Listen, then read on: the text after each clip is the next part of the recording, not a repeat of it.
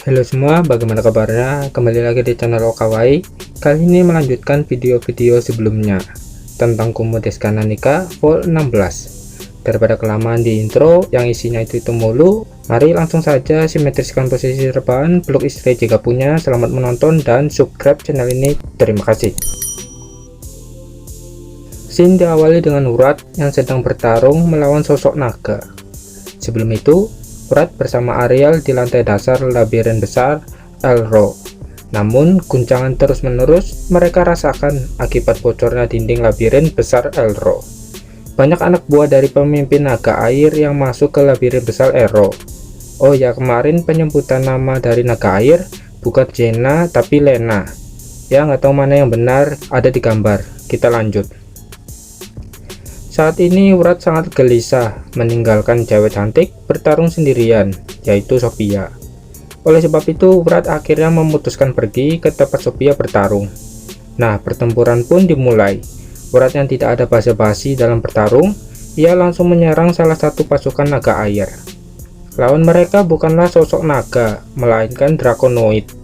Draconoid ini seperti manusia setengah naga. Urat berhasil mengalahkannya, namun kali ini ia harus merasakan tekanan besar karena saat ini ia bertarung di medan yang sangat kecil, sehingga itu semua tidak menguntungkan bagi Urat yang memiliki pedang sihir ledakan. Kita bisa bayangkan apa jadinya jika Urat bertarung sambil mengaktifkan pedang sihirnya yang ada labirin tambah jebol. Itu aja udah hampir tenggelam labirin besar Elro di lantai tengah.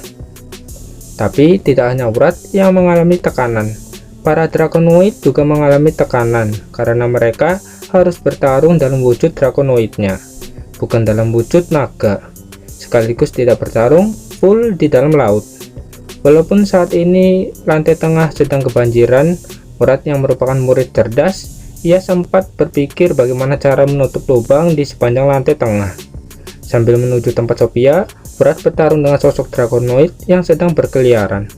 Setiba di lokasi Sophia, Urat ingin meminta Sophia agar segera menutup lubang air, agar labirin tidak tenggelam dan mengambil peran melawan ketua naga air, yaitu Lena.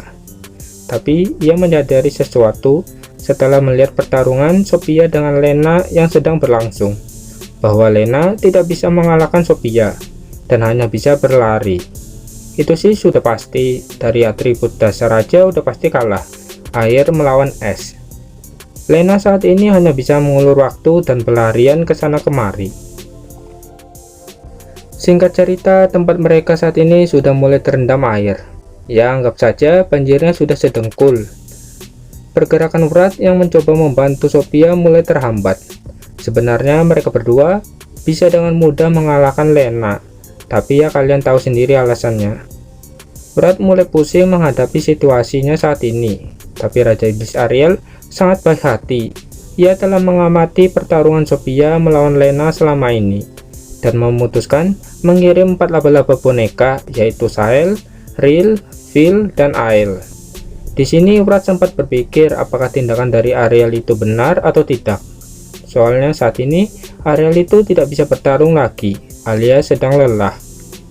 Oleh karena itu, Urat meminta dan menyerahkan masalah yang ia hadapi saat ini kepada 4 laba-laba boneka, yaitu melawan cecunguk atau pion dari naga air. Lalu, ia mengejar ketertinggalannya terhadap Sophia dan Lena yang semakin jauh. Singkat cerita, Urat tiba di lokasi Sophia. Urat menyuruh Sophia agar segera menutup lubang di tembok labirin besar Elro menggunakan skillnya, dan menyerahkan Lena kepada Urat. Sophia yang biasanya tidak mau melepaskan mangsanya, namun untuk pertama kalinya Sophia menyerahkan mangsanya kepada Urat atau orang lain. Mereka berdua lebih mementingkan kemenangan daripada egonya, karena di pertempuran ini merupakan pertempuran akhir dan sebagai langkah awal kehidupan yang baru. Lena berkata, "Hei, kembali, hei bocah, mengapa kamu sendirian?" Urat menjawab, "Orewa hitoride jibunda," yang artinya aku sendirian sudah cukup. Sebagai catatan, meskipun statik yang dimiliki Lena itu di bawah Sophia, mungkin karena Lena cuma bisa berlarian ke sana kemari, tapi akan berbeda jika bertarung di dalam air. Lena dan Kroco-nya mendapat buff seperti kartu Yu-Gi-Oh yang mengubah build seperti Yami atau Umi. Jadi sama-sama kesusahan mereka semua, mulai dari Lena yang bertarung di daratan dan Wrath yang kesusahan di mana banjir semakin tinggi. Setelah mengatakan Oritori de Jebenda, Wrath langsung mengeluarkan final jutsunya yaitu Amarah. Yap, sudah sekian lama Wrath tidak mengaktifkan skill 7 dosa besarnya yaitu Amarah. Aura dan teriakan yang dilontarkan oleh Wrath membuat Lena terintimidasi dan tidak berdaya. Tapi karena lawan yang dihadapi saat ini adalah pemimpin naga elemen air, ia berhasil bangkit dari intimidasi yang diberikan oleh Wrath. Jika orang biasa atau naga biasa sudah pasti pingsan, kena haki raja simpelnya. Lena langsung menyerang Wrath dengan jurus selendang airnya, tapi Wrath yang sudah hampir kehilangan akalnya, ia melakukan tahapan terakhir yaitu melapisi tubuhnya dengan api dan listrik untuk melindunginya. Serangan yang dilancarkan oleh Lena sama sekali tidak mempan. Statik Wrath saat masuk ke mode super saiyanya mencapai 99.999, melebihi statik Ariel sebesar 90.000 lebih. Lena berkata, "Uso." Seketika tubuh dari Lena terbelah jadi dua bagian. Saking cepatnya Wrath memotong tubuh Lena. Wrath yang sudah tahu akan konsekuensinya, yaitu membayar jiwanya ketika menggunakan salah satu skill 7 dosa besar. Wrath sama sekali tidak berpikir panjang akan kematiannya. Yang ada di pikirannya saat ini adalah kemenangan di kubu Shiraori dan Ariel. Ia tidak ingin masa indah dan kenangan indahnya hanya sekedar kenangan biasa. Berbeda jika Shiraori menang dan Wrath menerima ajalnya, maka nama Wrath akan terus dikenang di kehidupan baru. Lalu sisanya Wrath membantai semua pasukan naga air yang ada. Scene berpindah pada Okachan. Scene ini terjadi tepat sebelum Sun dan yang lainnya tiba di desa F tanpa ada orang satupun. Ariel dan yang lainnya memutuskan mengambil salah satu pesawat UFO milik Potimas menuju ke labirin besar Erro. Ariel juga memberikan kesempatan pada Okachan dan para reinkarnator lainnya agar bertindak sesuai keinginan masing-masing. Oleh karena itu, Ariel memberikan pesawat UFO lainnya kepada mereka. Pada saat itu, banyak monster yang menyerang mereka setelah kepergian Raja Iblis Ariel. Hairis dan Anna yang merupakan party Sun mulai mengatasi para monster, sedangkan para reinkarnator yang menjadi beban hanya berada di tempat aman. Monster terus-menerus tiba hingga posisi mereka mulai tersudut. Okachan yang ingin sekali berguna bagi Hairis dan Anna yang sedang menghadapi monster, tapi ia tidak tahu bagaimana cara melakukan hal itu.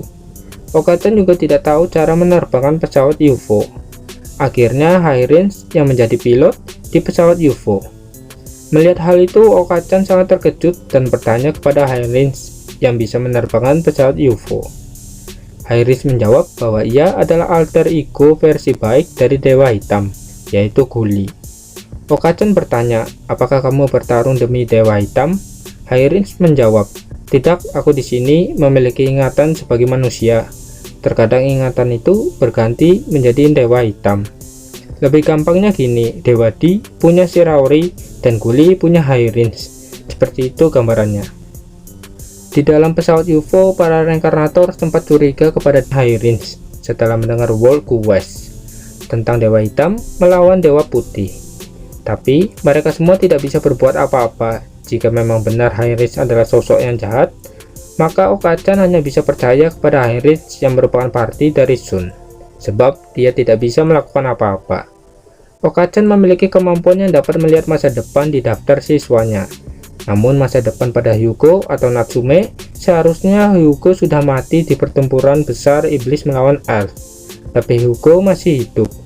Sehingga Okachan sangat percaya terhadap masa depan yang bisa berubah. Akhirnya Okachan akan memberitahukan skill uniknya pada Hairis.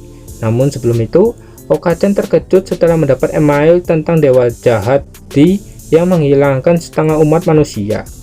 Disinilah Okachan mulai mengerti bahwa Shiraori bukanlah dewa jahat, melainkan Shiraori yang berjuang demi menyelamatkan dunia dan Dewi Shariel dengan mengorbankan setengah populasi manusia. Hal itu juga mengejutkan Hairis setelah mendengar cerita dari Okachan. Tapi tiba-tiba pesawat UFO mereka terguncang oleh monster yang sedang terbang. Okachan melihat keluar jendela dan ternyata ada Sun yang sedang terbang dengan naga besarnya. Singkat cerita, Sun berhasil mengalahkan monster yang menyerang pesawat UFO. Sun sangat yakin bahwa mereka semua adalah teman-teman kelasnya. Mengingat Ariel pergi menggunakan pesawat UFO juga, kata Dustin. Sun dibantu oleh pemimpin naga elemen angin, yaitu Hyuban. Mereka semua akhirnya bertemu kembali. Wajah senang menimpa pada Sun yang melihat Anna, yaitu pelayan rumahnya, berhasil selamat sampai tujuan. Sebelum reunian mereka menjadi panjang, Okachan memberitahu bahwa dewa jahat bukanlah Shiraori. Mereka semua mendengar pidato yang dilontarkan oleh Dustin bahwa dewa jahat adalah Shiraori. Tapi Okachan mengetahui kebenaran setelah mendapat email yang ada di dalam daftar skill masa depan siswa. Di sana tertulis bahwa dewa jahat adalah Di. Sontak Sun dan yang lainnya sangat terkejut. Terlebih lagi, dewa jahat Di akan memusnahkan setengah populasi dunia, walaupun tidak menyangkut dengan hasil pertarungan Shiraori versus Guli. Di tetap akan melakukan hal itu. Sun bertanya, apakah ada jalan lain? Yuri menjawab, mungkin kita bisa mengalahkan dewa Di. Jelas sekali jawaban dari Yuri sangat-sangat mustahil. Hal itu diperkuat oleh Heinrich bahwa jika Shiraori dan Guli bekerja sama, itu tidak akan bisa mengalahkan Di. Heinrich juga berkata bahwa fenomena fakta tentang reinkarnasi yang menimpa Sun dan yang lainnya merupakan serangan sihir yang sangat kuat yang dituju pada Di. Tapi dewa Di berhasil dengan mudah selamat. Dan serangan itu adalah sihir yang membuat Sun dan kawan-kawan menjadi reinkarnasi di dunia isekai. Ronan yang merupakan penyihir terkuat mulai berasumsi bahwa mereka dapat melakukan teleportasi menuju dewa jahat Di dengan memanfaatkan sistem. Seperti halnya ketika Sun menghilang dari desa elf menuju pulau terpencil.